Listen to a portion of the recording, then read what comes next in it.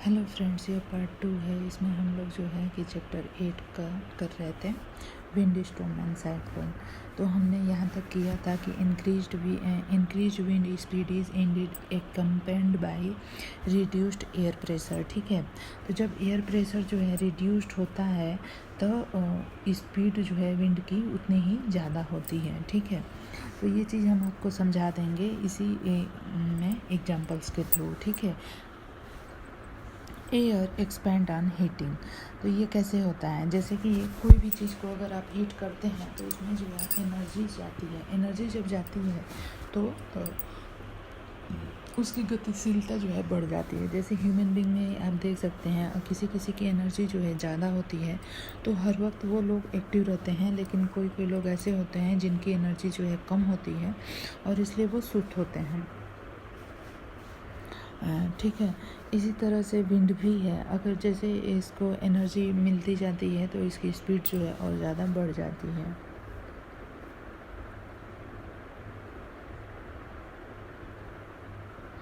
यहाँ पे फ्रेंड्स एक एक्टिविटी इसको प्रूफ करने के लिए किया गया है।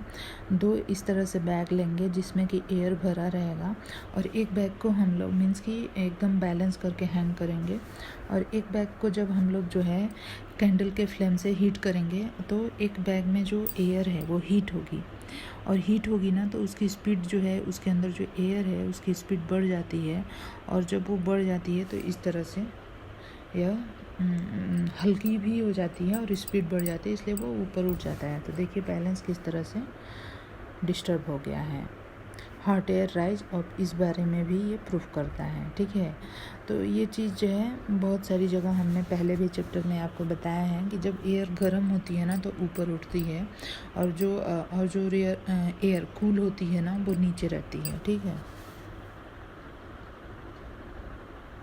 Wind current are generated due to uneven heating on the earth. ठीक है, तो हवा की जो स्पीड होती है, जो करंट होती है, वो कैसे जनरेट होती है कि हमारी धरती पे जैसे कि कोई कहीं पे समुद्र है, कहीं पे लैंड है, कहीं पे माउंटेन है, कहीं पे वैली है। ठीक है, तो जो सन की रेज पड़ती है ना अनइवन पड़ती है, कहीं पे सन की रेज ज़्यादा पड़ती है और हीट भी वहाँ ज़्यादा होता है तो वहाँ की एयर जो है ज़्यादा गर्म हो जाती है और कहीं उसके आसपास ही कहीं पे जो है कि एयर जो है मीन्स कि सन की लाइट इतनी ज़्यादा नहीं पड़ती तो वहाँ की एयर ज़्यादा हीट नहीं हो पाती है, ज़्यादा गर्म नहीं हो पाती है। तो इसलिए वो क्या होती है कि वो जो है जहाँ की एयर गर्म हो गई वो ऊपर उठती है और जिस तरफ की एयर गर्म नहीं हुई है वो जहाँ पे स्पेस खाली हो जाता है उस तरफ मूव करती है। यहाँ पे हम आपको समझा देते हैं uneven heating between the equator and the poles.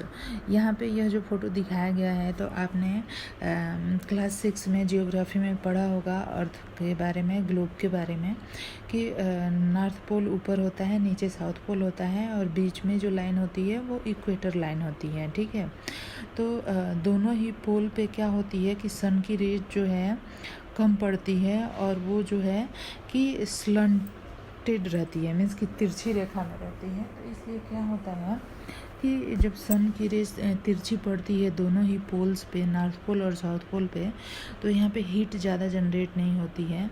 जबकि इक्वेटर पे क्या होता है कि सन की रेज डायरेक्ट पड़ती है और इक्वेटर पे जो एयर होती है वो ज़्यादा हीट हो जाती है, ज़्यादा गर्म हो जाती है और इसलिए वो ऊपर उठती है। तो क्या होता है कि दोनों ही पोल से, नॉर्थ पोल और साउथ पोल दोनों ही साइड से एयर जो है इक्वेटर की तरफ मूव करती है। ऐसा क्यों होता है? क्योंकि इक्वेटर की साइड पे क्या होता है कि जब एयर ज़्यादा गर्म हो जाती है तो ऊपर उठ जाती है और जब ऊपर उठ जाती है तो धरती के पास जो इक्वेटर है और वहाँ पे जो एयर है वहाँ पे प्रेशर कम हो जाता है तो हाई प्रेशर से लो प्रेशर की तरफ एयर जो है मूव करती है। ये तो आपने पहले भी ये रूल पढ़ा ही है। ठीक है, तो अब आपको समझ में आ गया होगा कि ऐसा कैसे होता है। ठीक है, और हाँ फ्रेंड्स, एक बात और कहना चाहूँगी कि अगर आपको मेरा वीडियो पसंद आता है तो मेरे वीडियो को ज़रूर से सब्सक्राइब कर लीजिए चैनल को और वीडियोज़ को लाइक करिए। ठीक है, तो ये आपको समझ आ गया होगा कि दोनों ही पोल पे सन की रेज जो है वो तिरछी पड़ती है और हीट ज़्यादा जनरेट नहीं होता है, जबकि इक्वेटर पे सन की रेज सीधी पड़ती है इसलिए ज़्यादा हीट जनरेट होती है और वो हीट जो है धरती पे जो एयर है उसको गर्म कर देती है और एयर जो है ऊपर उठ जाती है।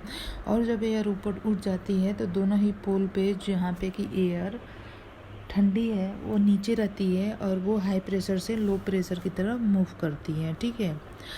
Uneven heating of land and water.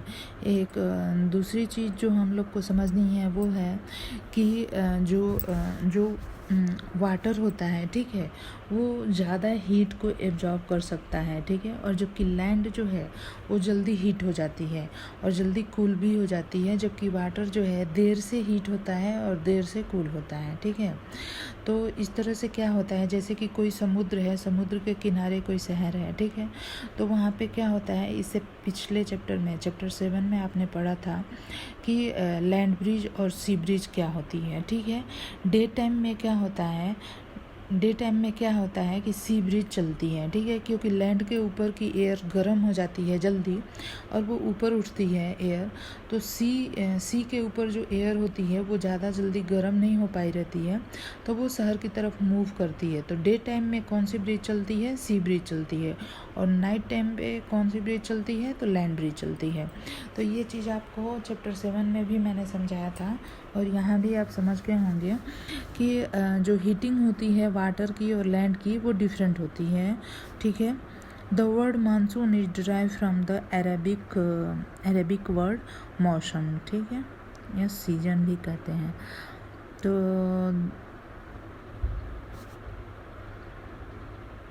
तो जो मानसून होता है, मानसून में जो है कि मानसून की जो विंड होती है उसमें वाटर भी होता है, ठीक है। Cloud bring rain and give us the happiness, ठीक है। तो ये तो बहुत सारी स्टोरी है इसमें, तो हम सारी स्टोरी नहीं कर रहे हैं, जो मेन पॉइंट्स है जो कि पूछे जाते हैं उसी को हम कर रहे हैं। रोरिंग क्लाउड, यहाँ पे एक पोएम दिया हुआ है क्लाउड पे, ये आपको ज़रूर पढ़ना चाहिए और याद कर लेना चाहिए और गाना भी चाहिए, तो बहुत ही मज़ेदार है। Tell us that monsoon is here. जैसे ही आसमान में क्लाउड जो है कि ज़ोर ज़ोर से आवाज़ें करते हैं तो हमें ये समझ आ जाता है कि मानसून आ गया है। Dark and floating cloud then pour rain drop everywhere. तो इस स्थिति में क्या होता है कि रेन ड्रॉप होती है, ठीक है, और ये डार्क फ्लोटिंग क्लाउड्स हमें दिखाई देते हैं, ठीक है। Cloud makes lightning first overhead and irritate filled with rain, ठीक है, and irrigate filled with rain. Cloud make earth it's fragrance spread when wet with drop of rain rising from the ocean vast. Cloud fill up with rain to ocean back at least to meet with ocean again, ठीक है। तो यहाँ पे आप देख सकते हैं, इस चीज़ को हम बता देते हैं। Uneven heating of the land specially the Rajasthan desert generally generate monsoon wind from southwest direction in the summer. These wind carry lots of water from the Indian Ocean. देखिए यहाँ पे क्या है कि जो राजस्थान में डेजर्ट है वहाँ पे क्या है कि वाटर तो होती नहीं है, तो सन की रेज जो है डायरेक्ट पड़ती है जब डेजर्ट पे, तो वहाँ की एयर जो है जल्दी गर्म हो जाती है और वो पूरी तरह से ऊपर उठ जाती है। और फिर जो है क्या होता है कि साउथ वेस्ट साइड में जो ओशियन है वहाँ से जो इंडिया के नीचे आएंगे और वेस्ट जाएंगे, इधर ओशियन है, यहाँ से जो है कि क्लाउड बनते हैं और इंडिया में मूव करते हैं। तो इस तरह से आप समझ सकते हैं। In nature itself, there are certain situations that can sometimes create disaster and pose threat to the human, animals, and plant life. Let us study two such situations: thunderstorm and cyclone. Thunderstorm क्या होता है और cyclone क्या होता है? Thunderstorm और cyclone के बारे में हम यहाँ पे पढ़ेंगे। Thunderstorm develop in hot humid tropical area like the India very frequently, ठीक है। तो थंडर जो है कौन से क्लाइमेट में ज़्यादा डेवलप होते हैं? जहाँ पे कि क्लाइमेट हॉट होता है, ह्यूमिड होता है ट्रॉपिकल एरियाज में, ठीक है। तो इंडिया का मैक्सिमम जो एरिया है वो ट्रॉपिकल एरिया में ही आता है। The rising temperature produce strong upward rising wind. These wind carry water droplet वो upwards, where they freeze and fall down again. The swift movement of the falling water droplet along with rising air create lightning and sound. It is this event that we call a thunderstorm. ठीक है, तो इस स्थिति में जो है कि इसी को हम जो है थंडरस्टॉर्म कहते हैं. This wind carry water droplet. तो जब अनइवन हीटिंग होती है और जब टेम्परेचर राइज होता है ना, तो स्ट्रॉन्ग अपवर्ड, तो क्या होती है कि विंड जो है अपवर्ड राइज करती है और जो है कि अपने साथ वो वाटर की ड्रॉपलेट को भी ऊपर ले जाती है. ठीक है, और जब ये वाटर ड्रॉपलेट आसमान में ऊपर जाते हैं तो वहाँ पे ये इनकी एनर्जी कम हो जाती है और ये फ्रीज हो जाते हैं. फ्रीज होके क्लाउड बना लेते हैं. ठीक है, और फिर जब जो है the swift moment of the falling water droplet along with the rising air create lightning and sound.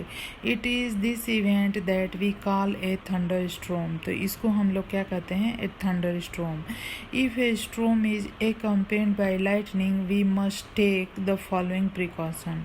ठीक है, तो जब कभी हम बाहर हों और कभी हमें जो है या फिर घर में हों और लाइटनिंग और थंडर हमें दिखे तो हमें अपनी सेफ्टी के लिए क्या क्या करना चाहिए. मीन्स कि कभी अगर हम कहीं बाहर हों तो किसी भी ग्राउंड में, फील्ड में कोई अकेला ट्री हो तो उसके नीचे हमें नहीं खड़ा होना चाहिए. Do not take shelter under an umbrella with a metallic end. ठीक है, कोई भी अम्ब्रेला हमें ऐसा यूज़ नहीं करना चाहिए जिसमें कि मेटल हो. Do not sit near a window, किसी भी विंडो के पास नहीं बैठना चाहिए जिसमें कि मेटल्स की रॉड लगी हुई हो. कार और बस जो है सेफ प्लेस नहीं होते हैं. If you are in water get out and go inside a building. ठीक है, अगर आप वाटर में हैं तो आपको वहाँ से निकल जाना चाहिए. How a thunder स्ट्रोम becomes a cyclone. तो एक थंडर स्ट्रोम जो है साइक्लोन में कैसे बदल जाता है इसके बारे में हम पढ़ेंगे, और स्ट्रक्चर ऑफ साइक्लोन के बारे में हम बाद में पढ़ेंगे. पहले हम लोग ये पढ़ेंगे कि ये जो होता है साइक्लोन का फॉर्मेशन कैसे होता है. जब हम साइक्लोन का फॉर्मेशन समझ लेंगे तो हम जो है कि इसका स्ट्रक्चर कैसा होता है ये भी समझ लेंगे. ठीक है, तो फॉर्मेशन ऑफ साइक्लोन कैसे होता है इसको हम लोग नेक्स्ट वीडियो में करेंगे. ठीक है, धन्यवाद.